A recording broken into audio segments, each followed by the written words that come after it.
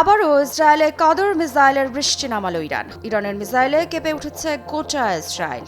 আর এইভাবেই যেন নিজেদের ওপর হওয়া হামলার জবাব দিচ্ছে দেশটি। টার্গেট একটাই, শত্রুর শেষ দেখে ছাড়া।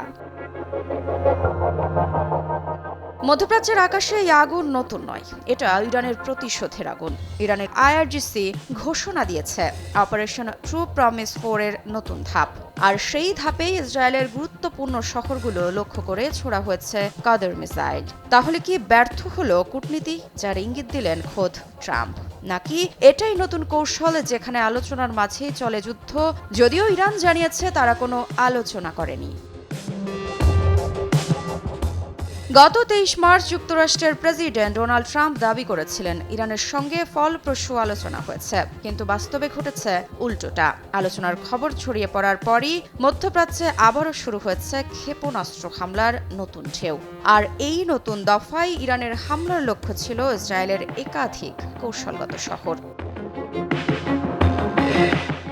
এদিকে আইআরজিসি জানিয়েছে এই হামলা শুধু সামরিক নয়, এটি একটি রাজনৈতিক বার্তা। শত্রুর সঙ্গে এখন ভাষা একটাই, আঘাত এমনই কঠোর অবস্থান নিয়েছে ইরানি সামরিক নেতৃত্ব। আইআরজিসি আরও জানিয়েছে তাদের মূল কমব্যাট ইউনিট এবং লাখো স্বেচ্ছাসেবক বাহিনী এখনও পুরোপুরি যুদ্ধে নামেনি। অর্থাৎ যা ঘটছে তা এখনও পূর্ণ শক্তির যুদ্ধ নয়, বরং শুধু একটি প্রাথমিক ধাপ। এখানেই সবচেয়ে বড় সতর্কবার্তা, যদি এই বাহিনী সক্রিয় হয় তাহলে সংঘাতের মাত্রা বহুগুণ বেড়ে যেতে পারে। বিশ্লেষকরা বলছেন পরিস্থিতি এখন এক অদ্ভুত জায়গায় দাঁড়িয়ে। একদিকে আন্তর্জাতিক আলোচনা, শান্তির বার্তা, অন্যদিকে সরাসরি সামরিক আঘাত, এবং এই দুই বিপরীত অবস্থানের মাঝেই আটকে আছে পুরো মধ্যপ্রাচ্য।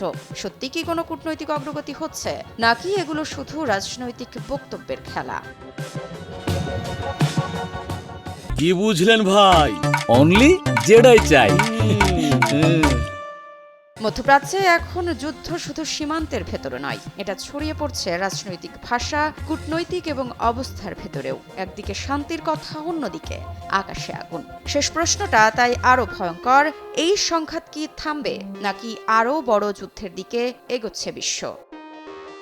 মৃত্তিকা সিনহা বিশ্বাস, নিউজ 24।